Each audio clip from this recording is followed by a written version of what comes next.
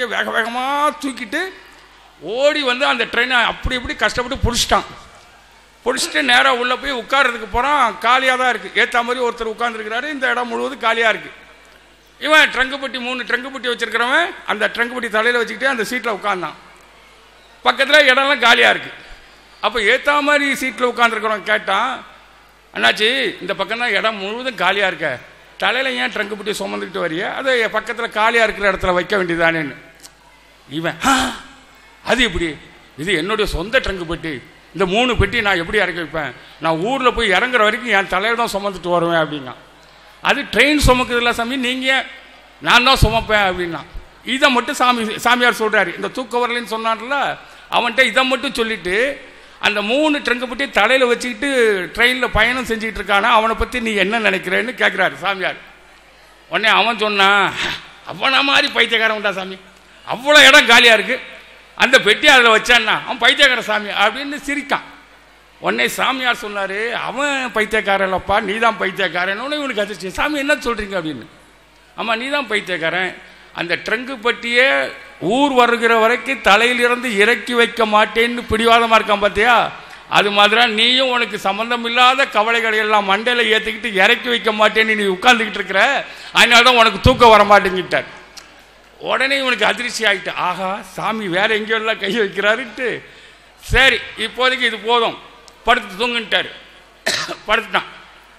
அதிகாலையில் எழுந்திரிச்ச உடனே அவன் காய்காலெலாம் கழுவிட்டு முகத்தோன்னா அருமையான ஒரு தேநீர் கொண்டாந்து அவனுக்கு கொடுத்தாங்க. எப்படின்னப்பா ராத்திரி நல்லா தூங்குனியா சாமி, பரவாயில்ல, நீங்கள் ஒரு கதை சொன்னீங்க பார்த்தீங்களா, அதுலேருந்து கொஞ்சம் தூக்கம் வந்தது சாமி, பரவாயில்ல அப்படின்னா. அப்படியா, சரி நீ என்ன பண்ண, நீ படுத்திருந்தில்ல. ஆமாம் சாமி, அந்த கட்டிலில் தலைக்கு வச்சிருந்த தலைவாணி 2 இருக்குல்ல. ஆமாம் சாமி, அதில் மேலே உள்ள தலைவாணியை எடுனார். இவன் மேலே உள்ள தலைவாணி எடுத்தான். உள்ள குட்டியாக ஒரு தேள். இவனுக்கு அதிர்ச்சி ஆகிட்டு, சாமி என்னது தலைவாணி கடியில் தேளெல்லாம் வச்சிருக்கிய அப்படின்னு. தலைகாணி கடியில் தேள் இருக்குங்கிற ரகசியத்தை உன்ட்ட நான் சொல்லியிருந்தேன்னா நீ தூங்கி இருக்கவே மாட்ட, அந்த ரகசியம் உனக்கு தெரியக்கூடாதுனால தான் நான் சொல்லவே இல்லை. நல்லா தூங்கினே இல்லைன்னாரு. நல்லா தான் சாமி தூங்கினேன். இது மாதிரி தான் நீ என்ன பண்ணுறேன்னா, அடுத்தவன் வாழ்க்கையில் என்ன நடக்கு, பக்கத்து வீட்டுக்காரங்க வாழ்க்கையில் என்ன நடக்கு, ஏற்ற வீட்டுக்காரங்க வாழ்க்கையில் என்ன நடக்கு அப்படின்னு அடுத்தவர்கள் வாழ்க்கையினுடைய ரகசியத்தை தெரிந்து கொள்ள வேண்டும் என்று நீ அலைந்து கொண்டிருக்கிறாய். அதுபோல் அடுத்தவனுடைய ரகசியத்தை தெரிந்து கொள்ளக்கூடாதுன்னு நீ என்னைக்கு உன் மனசில் முடிவு பண்ணுறியோ அன்னைக்கு உனக்கு நிம்மதியான தூக்கம் வரும்னு சொன்னார். சாமி அப்படின்னு சாஷ்டாங்கமாக காலில் விழுந்தான். போயிட்டு வந்துட்டார். இதுதான் ஒவ்வொரு மனிதனுக்கும் தூக்கம் வராததற்கு காரணம்.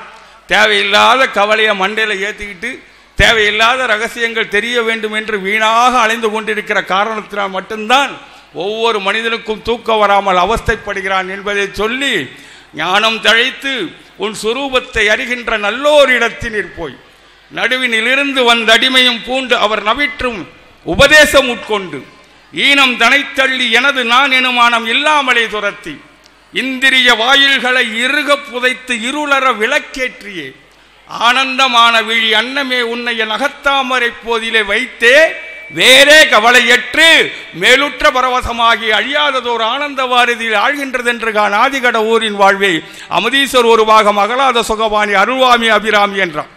மேலுற்ற பரவசமாகி வேறே கவலையற்று அவர் பாடும்போது என்ன சொல்றார், அந்த மேலே கவலையற்றுங்கிற சொல்லுக்குரிய உண்மையான அனுபவம் எப்போ தெரியுமா கிடைக்கும்?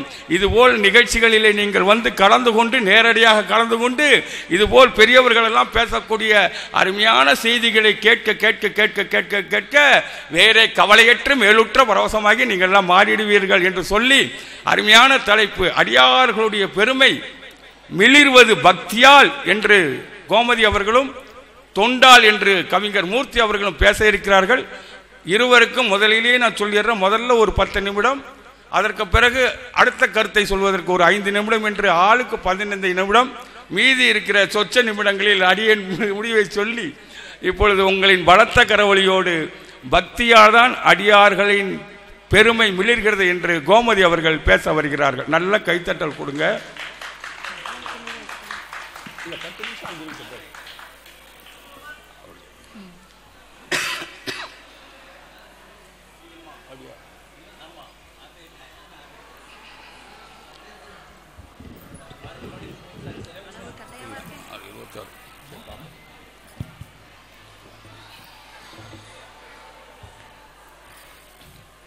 பாலும் தெளிதேனும் பாகும் பருப்பும் இவை நான்கும் கலந்துனக்கு நான் தருவேன். துங்க கரிமுகத்து தூமணியே, நீ எனக்கு சங்கத்தமிழ் மூன்றும் தா. இந்த அழகிய நன்னாளை நமக்களித்த இறைவனை வணங்கி இவ்வவையில் வீற்றிருக்கும் அடியார்களையும் வணங்கி என் உரையை தொடங்குகிறேன். நெல்லையில் அல்வா மணக்கும், நெல்லையப்பர் கோவிலில் சிவன் அருள் மணக்கும், பக்தர்களின் மனமோ பூ போல மணக்கும், எங்கள் நடுவர் ஐயா வாய்மொழியில் தமிழ் மணக்கும். நடுவர் அவர்களே, உங்களுக்கு என்னுடைய தலை சாய்ந்த வணக்கங்கள். ஞாயிறும் திங்களும் வானத்திற்கு அணிகலன், காடுகளும் மரங்களும் மலைகளுக்கு அணிகலன், மலரும் மனமும் பூஜைக்கு அணிகலன், பக்தியும் பூஜையும் தான் பக்தனுக்கு அணிகலன். ஒரு பக்தனுக்கு எது சிறப்பு நடுவர் அவர்களே? தான் ஒரு பக்தன் தன்னுடைய இறைவனின் திருநாமத்தை உச்சரிப்பதில், தன்னுடைய இறைவனை மனம் உருகி உருகி வழிபடுவதில், அவனுடைய பக்தியை நினைத்துத்தான், அவனுடைய பக்தியால் தான் அடியார்களுக்கு சிறப்பு வருகிறது. எத்தனையோ பாடுபொருள்களை வைத்து நூல்கள் இருக்கலாம், பல கடவுள்களை வைத்து நூல்கள் இருக்கலாம், பல தலைவர்களை வைத்து நூல்கள் இருக்கலாம்.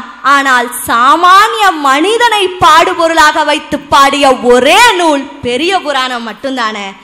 ஏன் அவங்கள பாடுபொருளாக்குனாங்க? 63 நாயன்மார்களும் பக்தி சுவை நனி சொட்ட சொட்ட பாடிய கவிவளவன் சேக்கிலார் பெருமானையே மீனாட்சி சுந்தரம் அவர்கள் சொல்லி இருக்காங்கன்னா, அவங்களுடைய எல்லையற்ற பக்தி சாதாரண பக்தி கிடையாது. ஒவ்வொரு நாயன்மார்களையும் இறைவன் எப்படி எப்படி ஆட்கொண்டான்னு படிக்கிற எல்லையற்ற பக்தியினால அவங்களுடைய சிறப்பு மென்மேலும் வளர்ந்துகிட்டே இருக்கு நடுவர் அவர்களே.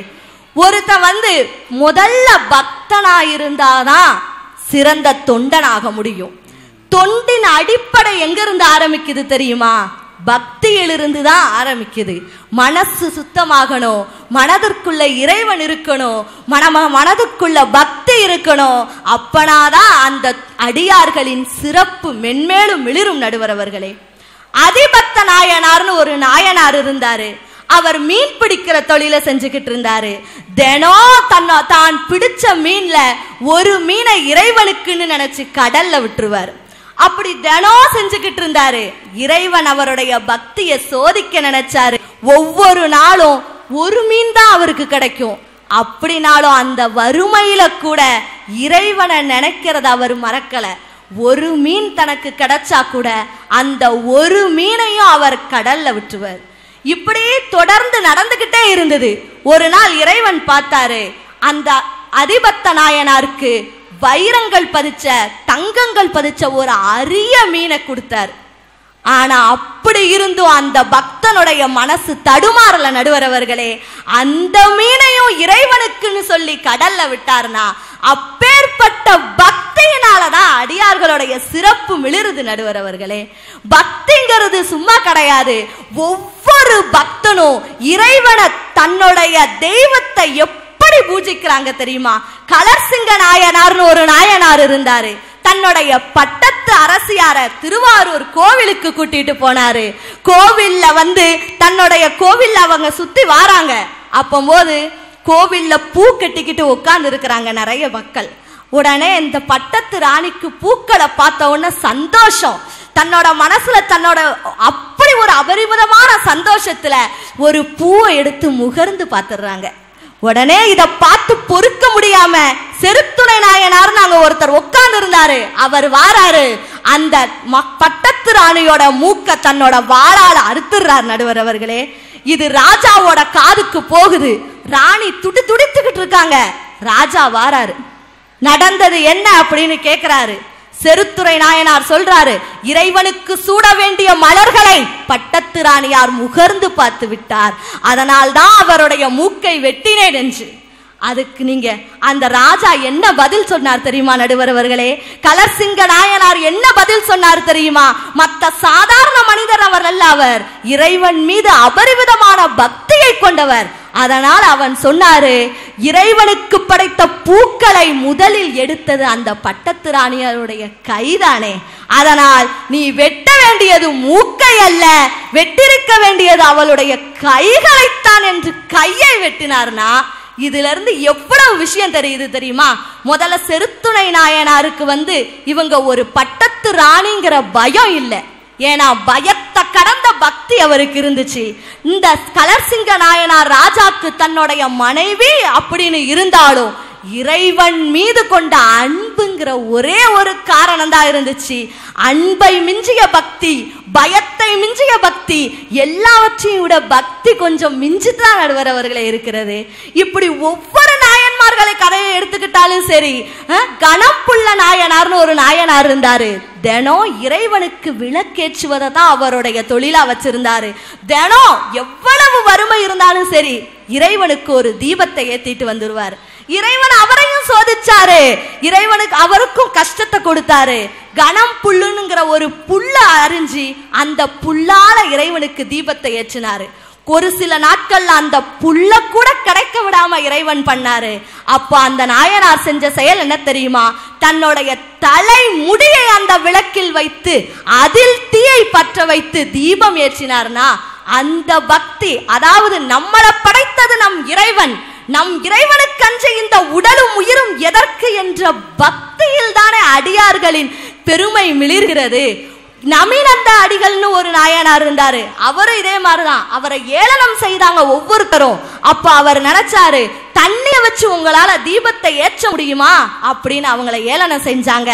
உடனே நபிநந்தி அடிகள் தண்ணி குளத்துல இருக்கிற தண்ணிய கொண்டு வந்து தீபம் ஏற்றினாரு. அவருடைய பக்திக்கு அந்த தீபம் எரிஞ்சதுன்னா எப்பேற்பட்ட அடிகளா இருந்தாலும் முதல்ல அவங்களுடைய பக்திக்குத்தான் இறைவன் அடிபடுவாரு. அதாவது பெரிய சிவபக்தன் அப்படின்னு அர்ஜுனனுக்கு ரொம்ப கர்வம் இருந்துச்சான்.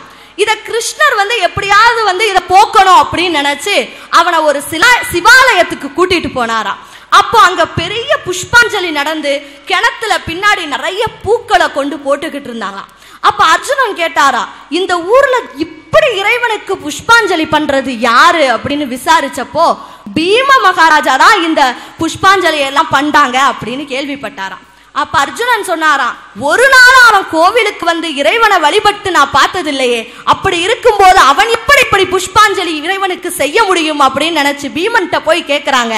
அப்ப பீமன் சொல்றாரு, ஒவ்வொரு தோட்டங்களிலும் நான் பூக்களை பார்க்கும் பொழுது என்னுடைய தந்தை வாயு பகவானை அனுப்பி அந்த பூக்களை இறைவனுக்கு சேர வேண்டும் என்று என் மனதால் நினைப்பேன். அந்த பூக்கள் இறைவனுக்கு தன்னால் வந்துவிடும் என்று சொன்னார்னா மனசாலேயே இறைவனை நினைச்சு பூஜித்து எவ்வளவு பெரிய அடியார்கள் பெருமையும் அந்த சிறப்பு நிச்சயமா பக்தியில மட்டும்தான் நடுவரவர்களே இருக்கிறது.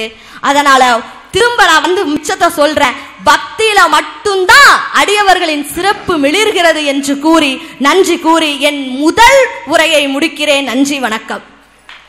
அருமையாக கோமதி அவர்கள். ஆனால் ஒன்று, பக்தி வந்துட்டா பயம் வராது. பயத்தை மிஞ்சிய பக்தியெல்லாம் ஒன்றும் தேவையில்லை. பக்தி யாருக்கெல்லாம் இருக்கிறதோ இறைவன் மீது மட்டும் பயம் இருந்தால் போதும், பக்தி இருந்தால் போதும். மற்ற யாரை கண்டும் பயப்பட வேண்டியதில்லை. அதனால தான் அவர் சொன்னார், யாமார்க்கும் குடியெல்லோம் நமனை அஞ்சோம் அப்படின்னு பாடினாங்க இல்லையா. வாங்க, தொண்டால் தான் அடியார்களுடைய பெருமை மிளிர்கிறது என்று கவிஞர் மூர்த்தி அவர்கள். ஆம்பளைங்கள்லாம் நல்லா கைத்தட்டுங்க, அவங்களுக்கு பெண்கள்லாம் கைத்தட்டினாங்க. அதனால் ஆண்கள்லாம் நீங்கள் நல்லா கைத்தட்டுங்க, ஆடிங்க. அப்படிதான் நம்ம நண்பர் ஒருத்தர் பொருநிலை கோட்டத்திலேருந்து நிறைய பேர் வந்திருக்கிறாங்க. அப்படியா?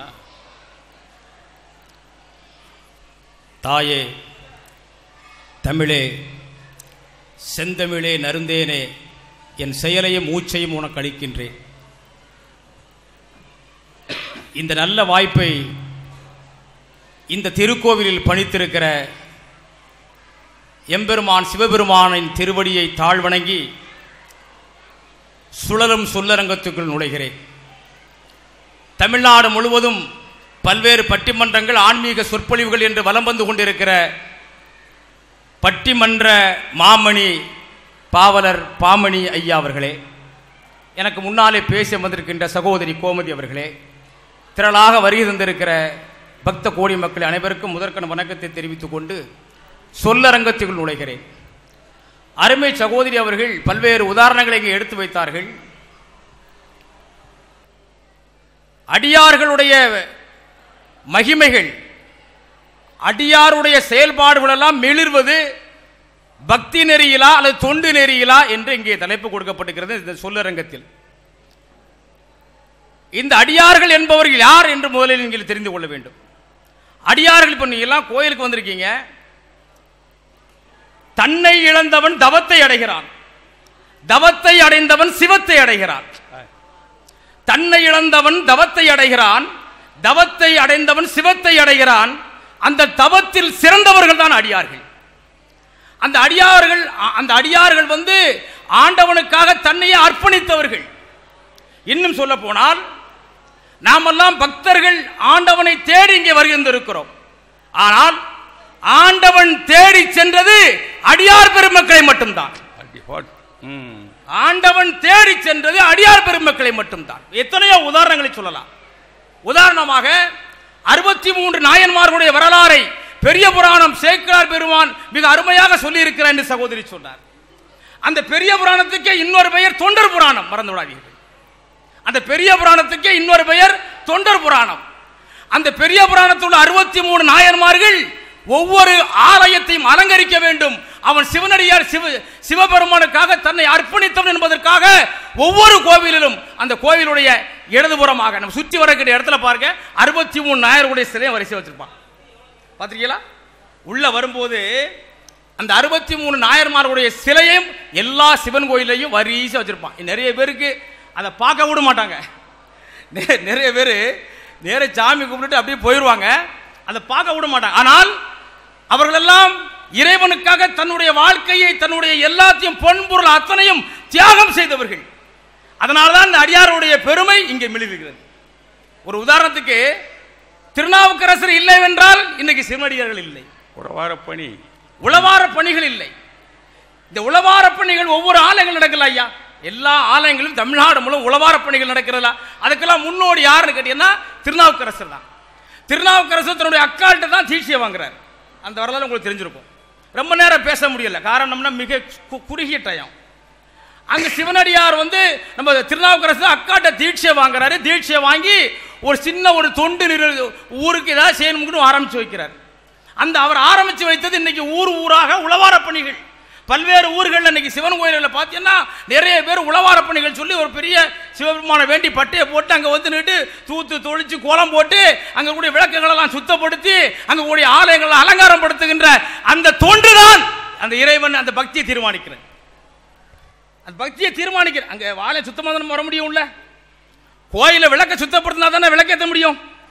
இதை செய்கிற தொண்டுகளுக்கு ஒரு மூல காரணமாக இருந்தவர்கள் நம்மளுடைய அடியார்கள். அடியார் பெருமக்களை பற்றி 63 நாயன்மார்களையும் பேசலாம். ஒரு சிவராத்திரி அன்னைக்கு வைக்கணும் அந்த நிகழ்ச்சியை, விடிய பேசிக்கிட்டே இருக்கலாம். அதே திருநாவுக்கரசுக்கு எத்தனை சோதனைகள் வருகிறது. அவரே பாலில் விஷம் கொடுத்து முயற்சி பண்றாங்க கொள்ளுறதுக்கு. அதுக்கப்புறம் பார்த்தீங்கன்னா கல்லை கட்டி ஒரு பெரிய கடல்ல கொண்டு போட்டுட்டாங்க. கல்லை கட்டி கடல்ல போட்ட உடனே அவரு நம்மளாம் எந்திரிச்சு வர முடியுமா? ஆனால் திருநாவுக்கரசரை கல்லை கட்டி கடலே போட்டவுடன் சிவபெருமானுக்கு ஒரே ஒரு 4 வரி தானே பாடினாரு. சொற்றுணை வேதியன் சோதிவானவன் பொற்றுணை திருந்தடி பொருந்த கை தொழ கற்றுணை பூட்டிவோர் கடலில் பாய்ச்சினோ நற்றுணையாவது நமச்சிவாயே ஒரு பாட்டு தான் பாடினார். கல்லு மிதந்து மேலே வந்துச்சு, கல்லு மிதந்து மேலே வந்துச்சு. அதைத்தான் நான் முதலே தொடங்கும் போதே சொன்னேன், கடவுளே நேரிலே சென்று சந்தித்தது அடியார்கள் பெருமக்களை தான். அதுதான் அந்த அடியார்களுக்கு பெருமை. அந்த பெருமை தான் மிளிர்கிறது. அதே மாதிரி உங்களுக்கு வந்து நிறைய நாயன்மார்கள் சொல்ல வேண்டாம். இன்னொரு 2-3 பேர். சிறு தொண்டர் நாயனார் ஒருத்தர். அந்த சிறு தொண்டர் நாயனார் என்ன பண்ணார்னா, எப்பொழுதுமே சிவனடியாருக்கு வந்து சாப்பாடு போட்டு தான் தினசரி சாப்பிடுவார். ஒரு நாள் சிவனடியார் யாராவது தேடணும் சொல்லி மதிய நேரத்தில் ஒரு சிவனடியார் யாராவது இருப்பாங்கன்னு சொல்லி ஊருக்கு போல தேடி வந்துட்டு இருக்காரு. எங்கேயுமே ஆள் கிடைக்கல. கடைசியில் இவர் என்னதான் பண்றான்னு பார்ப்போம். சிவபெருமானுடைய தன்மை என்னன்னு கேட்டீங்கன்னா, அதிகமாக சோதிப்பார், நிறைய கொடுப்பார். அதிகமாக எப்படி சோதிக்காரோ அது மாதிரி நிறைய கொடுப்பார் சிவபெருமான். சோதனை அதிகமாகுது. அவருக்கு வந்து ஒரு சின்ன சிக்கலை சோர்ந்து போய் அப்படியே எங்கெல்லாம் போறான். சிவபெருமான என்ன பண்றாரு, இவனை சோதனை போடுறதுக்காக ஒரு சாதாரணமான அடியார் வேஷத்துல அந்த வீட்டுக்கு போறாரு. போன உடனே வீட்டில் சிறுதொண்டர் இருக்காரா, அந்த ஐயா இருக்காரா, இல்லை அவர் ஒரு சிவனடியாரை தேடி போயிருக்காரு, இப்போ வந்துருவாரு. அப்படியா, சரி வரட்டுமே அப்படின்னு சொல்லி, ஐயா உள்ள வாங்கல, உங்களை மாதிரி ஒரு சிவனடியாரை தேடி தான் அவர் போயிருக்காரு, ஆளே காணுமே, உள்ள வந்து உட்காருங்களேன் அப்படின்னு சொல்லி கூப்பிட்டுருக்கேன். ஆம்பளை எல்லாம் விட்டு நான் வரமாட்டேன், ஏத்தல இருக்க அந்த மரத்தடியில் உட்காந்துருக்கேன், உன்னுடைய கணவர் வந்த உடனே நீ ஆள் அனுப்பி நான் வந்துடுறேன் அப்படின்னு சொல்லிட்டு அந்த சிவனடியாருடைய வேச சிவபெருமான் அங்கே உட்காந்துருக்காரு. சோர்ந்து போய் சிவனடியாரே கிடைக்கல அப்படின்னு சோர்ந்து போய் உள்ள வந்துருந்தாரு நம்முடைய சிறு தொண்டர். உள்ள வந்த உடனே எங்க போனீங்க நீங்க, ஐயோ இந்த மாதிரி ஒரு சிவனடியார் நம்ம வீட்டுக்கே தேடி வந்தாரு, நீங்க எங்கெல்லாமோ தேடி அலைஞ்சல, வீட்டுக்கு வந்தாரு. அவருக்கு வந்து அப்படியே எங்க இருக்காரு, அந்த மரத்தில் கூட்டு வாங்கன்ட்டார்.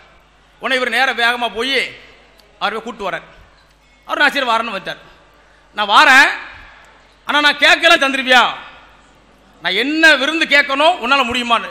ஐயா நீங்க வந்தாலே போதும், நீங்க என்ன கேட்கலோ நான் தாரேன் ஐயா அப்படின்னு சொல்லி அந்த சிவனடியாரை வீட்டுக்கு கூட்டு வர்றார். வீட்டுக்கு கூட்டு வந்த உடனே அவர் வந்து உடனே அதை கேட்பார் இதை கேட்பார் எதிர்பார்க்காரு. அவர் வந்து என்னதான் அதான் நிறைய கதைகள் சொல்லலாம், அதை சுருக்கமாக சொல்ல வேண்டியிருக்கு. உடனே அவர் சொன்னார், எனக்கு வந்து ஒரு 5 அல்லது 7 வயசு இருக்கணும், ஒரு பிள்ளை கறியை வச்சு எனக்கு நீ வேணும், உங்களை தர முடியுமான்னு கேட்டார்.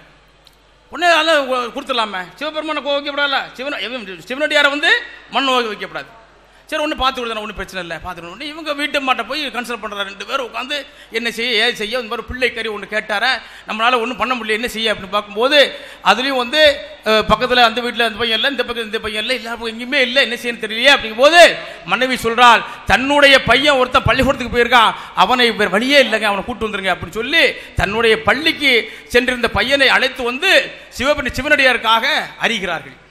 உங்களுக்கு தெரியும், தலையாவோ பிடிச்சிக்கிறா, காலையோ பிடிச்சிக்கிறா, அப்படியே கழுத்தை அறிகிறார்கள். கழுத்து சிவபெருமானுக்கு வேண்டாம் அப்படின்னு சொல்லி தூக்கி ஓரமாக வச்சுட்டு அந்த உடலை எல்லாம் சமைத்து அங்கே இலை போடப்படுகிறது. இலை போடப்பட்டு அங்கே அருமையான முறையில் வைத்து அந்த பிள்ளை கறி அவருக்கு சிவபெருமானத்தை படைக்காங்க.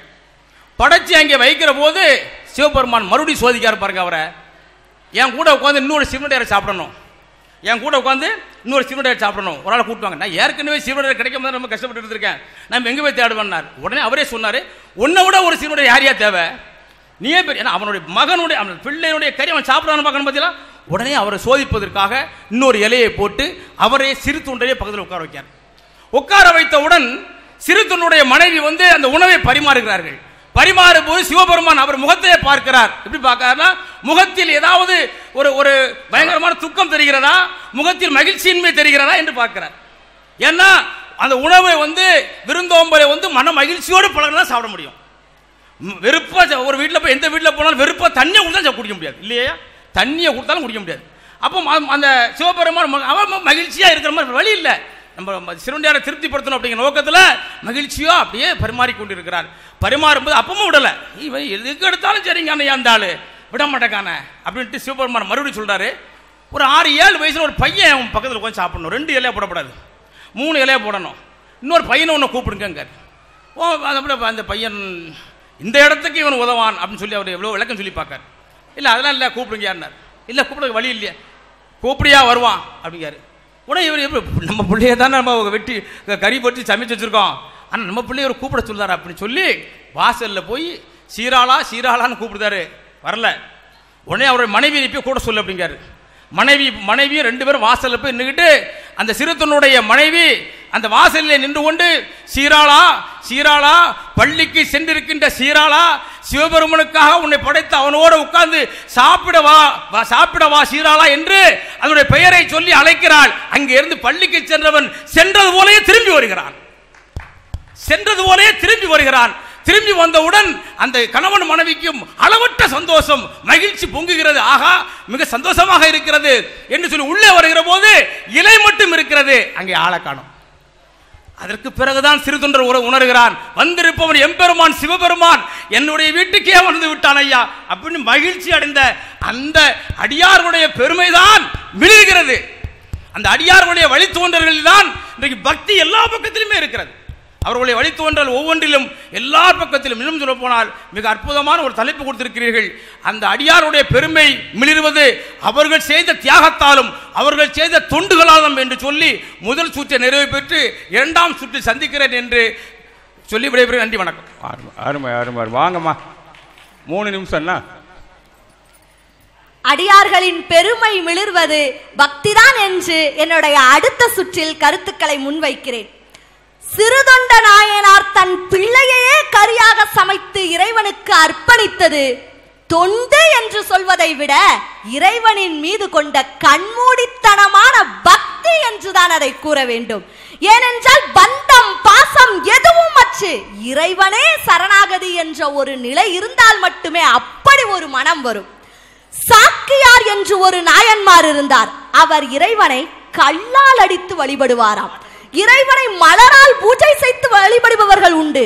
ஆனால் அவர் இறைவனை கல்லால் அடித்து வழிபடுவாராம். அவருக்கு எப்படி வழிபட வேண்டும் என்று தெரியவில்லை. ஆனால் அவரையும் இறைவன் ஆட்கொண்டார். ஏன் தெரியுமா? மன்மதன் மலர் கணைகளை ஏவினான், இறைவன் அவரை சுட்டரித்தார். சாக்கியார் கல்லால் அடித்தார், ஆனால் இறைவன் அவரை ஆட்கொண்டார். காரணம் என்ன தெரியுமா? நாம் செய்யும் செயலை விட நோக்கம், நம் மனதில் இருக்கும் நோக்கம். மன்மதன் கெட்ட எண்ணத்தோடு மலர்கணையே ஏவினாலும் சிவபெருமான் அதனை சுட்டரித்தார். சாக்கியார் பக்தி என்ற நல்லெண்ணத்தோடு கல்லை எறிந்து வழிபட்டாலும் கூட தன் பிள்ளை என்று அவரை ஆட்கொண்டு இறைவன் அவருக்கு அருளச் செய்தாரே. அப்பேற்பட்ட சாக்கியார் பெருமானின் பக்திக்கு முன்னால் வேறு எதை சொல்ல முடியும்? ராமகிருஷ்ண பரமஹம்சரிடம் ஒரு நாத்திகன் போய் கேட்டாராம். அதாவது முந்தி எவ்வளவோ அநியாயம் நடந்துகிட்டு இருக்கு. இப்போ முந்தி ஒரு இரணியனை அழிப்பதற்காக பக்த பிரகலாதன் தோன்றினான். பக்த பிரகலாதனுக்காக இரணியனை அழிப்பதற்காக நரசிம்மன் தோன்றினான். இன்று எத்தனையோ இரணியன்கள் இருக்கிறார்கள். ஏன் உங்கள் இறைவன் அவதாரம் எடுக்கவில்லை என்று கேட்டதற்கு ராமகிருஷ்ண பரமஹம்சர் கூறினார், இன்று எவ்வளவோ அநியாயங்கள் நடக்கிறது, இன்று எவ்வளவோ இரணியன்கள் இருக்கிறார்கள். ஆனால் நரசிம்ம அவதாரம் எடுப்பதற்கு ஒரு உண்மையான பக்த பிரகலாதன் இல்லை அப்படின்னு சொன்னார்னா பக்திங்கிறது எவ்வளவு முக்கியம். நாம கோவில்ல போய் இறைவனை வழிபடுறது எவ்வளவு முக்கியமோ அதே மாதிரிதான் நம்மளுடைய உள்ளமே ஒரு கோவில். அதில் இறைவனை நாம் ஏற்றி வைத்தால் கண்டிப்பாக அப்பேற்பட்ட அடியார்களைத்தான், அவர்களின் பெருமைத்தான் மிளிர்கிறது. அலைந்தால் மனம், நிலைத்தால் அறிவு, தெளிந்தால் ஞானம், உணர்ந்தால்தான் இறைவன். அப்படி இறைவனை உணர வேண்டும் என்றால் முதலில் பக்தி வேண்டும். இளமை பருவம், முதுமை பருவம் என்று படிப்படியாகத்தான் போக வேண்டும். முதலில் பக்தி என்பது அஸ்திவாரம். பக்தி என்ற அஸ்திவாரத்தில் தான் தொண்டு நிலைக்க முடியும் என்று கூறி அடியார்களின் பெருமை மிளிர்வதற்கு காரணம் பக்தியே என்று கூறி நன்றி கூறி விடைபெறுகிறேன், நடை போடுகிறேன். நன்றி, வணக்கம். வாங்க ஐயா. விளக்கு இருக்கு, இங்க இருக்க பக்கத்தில் பாத்திரங்களில் போய் ஒரு விளக்கு வாங்கிட்டு போனா அது பக்தி. அந்த விளக்கை வீட்டில் வைத்து அந்த விளக்கில் எண்ணெய், சுத்தமான ஒரு நல்ல எண்ணெயை ஊற்றி திரியை திரித்து போட்டு அந்த திரிச்ச முனை வரை கசக்கி விடுகின்ற வரை பணிகளை செய்து பத்த வைக்கிறோம் பாத்தியலா, அதான் தொண்டு. விளக்கை வாங்கி வருவது பக்தி, அந்த விளக்கை ஏற்றுவது என்பது தொண்டு. இப்ப எது முக்கியம் நீங்களே முடிவு பண்ணிக்கங்க. நிறைய விஷயங்கள் பேசலாம், நேரம் இல்லை, ரொம்ப சுருக்கமா பேச வேண்டியிருக்கு. ஒரே விஷயம், இந்த அரங்கத்தில் நான் கவியரசர் கண்ணதாசனை சாட்சியா கொண்டு வரேன். அருமையா எழுதியிருப்பான பாட்டு. தொண்டுக்கென்றே அலைவான், கேலிக்கு ஆளாவான், கண்டுகொள்வாய் அவனை ஞான தங்கமே. தொண்டுக்கென்றே அலைவான், கேலிக்கு ஆளாவான், கண்டுகொள்வாய் அவனை ஞான தங்கமே. அவன் கடவுளில் பாதியடி ஞான தங்கமே, அவன் கடவுளில் பாதியடி ஞான தங்கமே. ஞான தங்கமே, ஞான தங்கமே. இருக்கும் இடத்தை விட்டு இல்லாத இடம் தேடி எங்கெங்கோ அலைகிறாள் ஞானத்தங்கமே, அவர் ஏதும் அறியாரடி ஞானத்தங்கமே, ஞானத்தங்கமே, ஞானத்தங்கமே, ஞானத்தங்கமே, ஞானத்தங்கமே. அருமையா சொல்லியிருக்கான் ஐயா. தொண்டுக்கென்று உழைத்தவன், தொண்டுக்கென்று இருப்பவன், தொண்டு செய்து இருக்கிறவன் அத்தனை பேரும் கடவுளில் பாதின்னு சொல்லிட்டான் ஐயா. இதுதானே சிறப்பு. தொண்டு செய்கிறவன் கடவுளில் பாதின்ட்டான். அதனால் அடியாருடைய ஒரு பெருமை மிளிர்வது தொண்டு செய்வதில் மூலமாதான், அவர்கள் செய்த தியாகம் தான் என்று சொல்லி மக்களும் தொண்டு செய்ய முன்வர வேண்டும். ஆண்டவனுக்காக தன்னை அர்ப்பணித்து யாரெல்லாம் தொண்டு செய்து ஆண்டவனை வணங்குகிறீர்களோ அவர்களுக்கு மிகப்பெரிய ஒரு சிறப்பு வாழ்க்கையில் கிடைக்கும் என்று சொல்லி இந்த நன்றி பாராட்டி விடைபெறுகிறேன். நன்றி, வணக்கம். பெரியவர்களே, 2 பேருக்கும் நேரம் கொடுத்திருந்தோம்னா அவ்வளவு சிறப்பாக பேசியிருப்பார்கள், அவ்வளவு கருத்துக்களை நிறைய கொண்டு வந்தார்கள். ஆனாலும் 1 மணி நேரத்துக்குள்ளே முடிக்கணுங்கிறதுக்காகத்தான் அவர்களை மிகவும் சங்கடப்பட்டு தான் நான் நேரத்தை குறைச்சி கொடுத்துருக்குறேன். எனக்குமே 7 நிமிஷமோ என்னமோ தான் இருக்குன்னு நினைக்கிறேன். அதுக்குள்ளே நம்ம சில செய்திகளை சொல்லலாம். கல்லால் அடித்த சாக்கிய நாயனாரை பற்றி சொன்னாங்க. செருப்பு காலோடு கொண்டு போய் சிவபெருமான் கண்ணில் வச்சார் கண்ணப்ப நாயனார். அதுவும் பக்தியினுடைய உச்சம்தான் இல்லையா? தொண்டு சொன்னார். பாரதி ஒரு பாட்டை போடுறாரு. என்ன சொல்றாரு? பக்தியுடையார், நல்ல கவனிங்க, பக்தியுடையார் காரியத்தில் பதறார், மிகுந்த பொறுமையுடன் வித்து முளைக்கும் தன்மை போல் மெல்லச் செய்து பயனடைவார். சக்தி தொழிலே அனைத்தும் எனின் சார்ந்த நமக்கு சஞ்சலமேன், வித்தைக்கு இறைவா கணநாதா மேன்மை தொழிலில் பணியனையே அப்படின்னு சொல்றார். பக்தி அடியார்களுடைய பெருமையை மிளிரச் செய்கிறது, அதில் எந்த மாற்று கருத்தும் இல்லை. அதே போல் அதற்கு இணையாக தொண்டும் அடியார்களுடைய பெருமையை மிளிரச் செய்கிறது. ஆனால் இந்த அடியார்களுடைய பெருமை மிளிரச் செய்வதற்கு பக்தி ஒரு பக்கம் இருந்தாலும் தொண்டு ஒரு பக்கம் இருந்தாலும் இறைவனாகிய எம்பெருமான் ஒரு விஷயத்தை செய்தியை நமக்கு சொல்றார். என்ன தெரியுமா?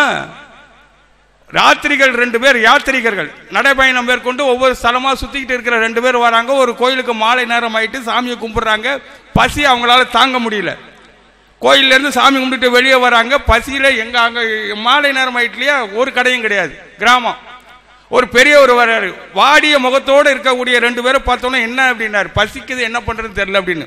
அங்க வாங்க, அங்க ஒரு சத்திரம் இருக்கு, அங்க 4-5 ரூம் இருக்கு, அதுல 2 ரூம் சாவி என்கிட்ட இருக்கு, கொண்டாந்து கொடுக்குறேன், வாங்க உங்களை தங்க வைக்கிறேன், அங்கே போய் ரூமுக்குள்ளே போய் நீங்கள் சாப்பிட்டுக்கிடுங்க, தூங்குங்க, காலையில் எழுந்திரிச்சு கிளம்புங்க அப்படின்னு சொல்லிட்டு கூட்டு போகிறாரு.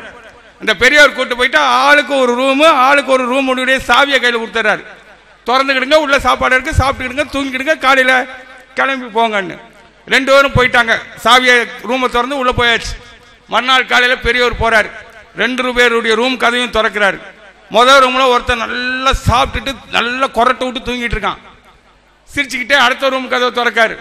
அவன் ஈர துணியை வயிற்றுல கட்டிட்டு இப்படியே முட்டிக்காடை கட்டி பிடிச்சிட்டு அப்படியே உட்காந்துருக்கான். என்னப்பா பக்கத்தில் உன் கூட வந்தவன் நல்லா தூங்கிட்டு இருக்கானே, சாப்பிட்டுட்டு விட்டுட்டு நீ என்ன பேசாமல் ஈர துணியை கட்டிட்டு படுத்திருக்கியான்னு உட்காந்துருக்கியான்னு தூக்காம. உடனே அவன் சொன்னான், நீங்கள் என்ன சொல்லி கொடுத்தீங்க சாவியை? ரூமுக்குள்ளே போங்க, சாப்பாடு இருக்கும், சாப்பிட்டுட்டு படுத்து தூங்குன்னீங்க. என் ரூமில் வந்து பார்த்தேன் சாப்பாடு இல்லை, அதனால ஈர துணியை கட்டிக்கிட்டேன்னா. உடனே பெரியவர் சொன்னார், இல்லையே நல்லா பாருங்கன்னு உள்ள ரூமை திறந்து பார்க்குறாரு. உனக்கு சமைக்கிறதுக்கு வேண்டிய அடுப்பு இருக்கு, பருப்பு இருக்கு, அரிசி இருக்கு, தண்ணி இருக்கு, எல்லாமே இருக்கு அப்படின்னு சொல்லிட்டு அவனை கூட்டிட்டு பக்கத்து ரூம்காரன்ட்ட போறாரு. அவனை எழுப்புறாரு. அவன் சொல்றான், இங்க சமையலுக்குரிய எல்லா பொருட்களும் இருந்தது, நானே அடுப்பு வச்சு சமைச்சு சாப்பிட்டு படுத்து தூங்கிட்டேன் அப்படின்னாரு. பெரியோர்களே, அந்த பெரியவர் சொன்னாரு, ஆண்டவன் படைக்கிற பொழுது உனக்கு வேண்டிய எல்லாவற்றையும் இந்த பூமியிலே கொடுத்து விட்டு தான் படைக்கிறான். அதை சமைக்க வேண்டிய பொறுப்பு நம்மிடம் தான் இருக்கிறதே தவிர இறைவன் வந்து நமக்கு சமைச்சு கொடுப்பான்னு எதிர்பார்க்க கூடாது இல்லையா? அதனால அதை செய்ய வேண்டியது உன்னுடைய கடமை அப்படின்னு பெரியவர் சொன்னார். ஒரு கற்பனை கதை தான். இறைவனுக்கு பிறந்த நாள் கைலாய மலையில் நடக்கு. நாரதர் விஸ்வாமித்திர முனிவரை கூப்பிட்டு வாங்க 2 பேரும் போய் இறைவனுடைய பிறந்த நாள் விழாவில் காந்துக்கலாம். இறைவன் தான் பிறப்பு இல்லாதவன், யாரு? சிவபெருமான். ஆனாலும் கைலாமலை கூட்டு போறார் நாரதர். கூட்டு போனோன்னா 2 பேரும் உட்காந்துருக்குறாங்க. முதல் யானை, அதில் ஒரு மதத்தினுடைய தலைவன் உட்கார்ந்துருக்கான். அந்த யானை தலைவனுக்கு பின்னாடி ஒரு ஆயிரக்கணக்கான மக்கள் அப்படியே பின்பற்றிட்டு அப்படியே ஊர்வலம் பேரணி போயிட்டு இருக்கு. அப்படியே ஒரு 7-8 மதத்தினுடைய தலைவர்கள் 7-8 யானைகளுக்கு மேலே உட்கார்ந்து பேரணியில் ஊர்வலத்தில் கலந்துக்கிறாங்க. பின்னாடியே ஆயிரக்கணக்கான மக்கள் அந்தந்த மதத்தை அந்தந்த தலைவரை பின்பற்றக்கூடிய மக்கள்லாம் போயிட்டு இருக்கிறாங்க. கடைசி ஆணையில் நம்ம எம்பெருமான் சிவபெருமான் உட்கார்ந்துருக்கிறார், பிறந்தநாள் கொண்டாடுறவர். அவருக்கு பின்னாடி ஒரு 10-15 பேர் அவளை தான் வந்துகிட்டு இருக்கிறாங்க. விஸ்வாமித்திரர் கேட்கார் நாரதரை பார்த்து, ஏன்பா எல்லா மதத்து தலைவன் பின்னாடியும் ஆயிரக்கணக்கான மக்கள் போயிட்டு இருக்கிறாங்க, கடவுளுக்கு பின்னாடி 10-15 பேர் தான் போறாங்க, கடவுளை பின்பற்றுபவர்கள் இவ்வளவுதானா அப்படின்னு விஸ்வாமித்திர முனிவர் நாரதத்தை கேட்ட உடனே, இவ்வளவுதான். ஆனா கடவுள் ஒரு விஷயத்தை சொல்றாரு, மக்கள் எல்லாம் இந்த பூமியில் பிறந்த பிறகு மதத்தையும் மத தலைவர்களையும் பின்பற்றுகிறார்களே தவிர கடவுளை பின்பற்றுபவர்கள் குறைந்து விட்டார்கள் என்பதுதான் சொன்னார். சொல்லிட்டு கடவுள் ஒரு விஷயத்தை சொல்றாரு, என்னன்னா அன்பு காட்டுங்கிறார். கடவுள் பின்பற்ற வேண்டிய செய்தியாக நம்முடைய மக்களுக்கு சொல்லக்கூடிய ஒரே செய்தி என்ன தெரியுமா? பக்தி ஒரு புறம் இருக்கட்டும், தொண்டு ஒரு புறம் இருக்கட்டும், எல்லாவற்றிற்கும் மேலாக இரண்டிற்கும் ஆதாரமாக விளங்கக்கூடிய அன்பு என்பது ஒன்று முக்கியமாக தேவை என்பதுதான் இறைவன் காட்டக்கூடிய செய்தி, சொல்லக்கூடிய செய்தி. அதனால்தான் மதங்களுக்கு மேலே இருக்கக்கூடிய மந்திரங்கள் நம்முடைய திருமூலர் சொல்லுவாரு, என்ன சொல்றாரு? அன்பும் சிவமும் இரண்டென்பர் அறிவிலர், அன்பே சிவமாவது யாரும் அறிகிறார், அன்பே சிவமாவது ஆறும் அறிந்த பின் அன்பே சிவமாய் அமர்ந்திருந்தோர் என்கார். அப்ப நம்ம அடியார்களாகிய நமக்கு என்ன தேவை? பக்தி தேவை, தொண்டு தேவை, எல்லாவற்றிற்கும் மேலாக உலக உயிர்களை, சக உயிர்களை நேசிக்கக்கூடிய அன்பு தேவை. எல்லா அடியார்களுடைய வாழ்க்கையிலும் அதுதான் நடந்தது. அவர்கள் வாழ்ந்த முறையும் அதுதான். ஒரே ஒரு கதையை மட்டும் சொல்லிட்டு நான் நிறைவு செய்யலாம் என்று இருக்கிறேன். என்ன, ஒரு மருத்துவமனை, 2 நோயாளிகள் படுத்திருக்கிறாங்க, குறுக்க ஒரு ஸ்கிரீன் போட்டாச்சு. இந்த நோயாளி படுத்திருக்கிறது இவருக்கு தெரியாது, இவர் படுத்திருக்கிறது அவருக்கு தெரியாது.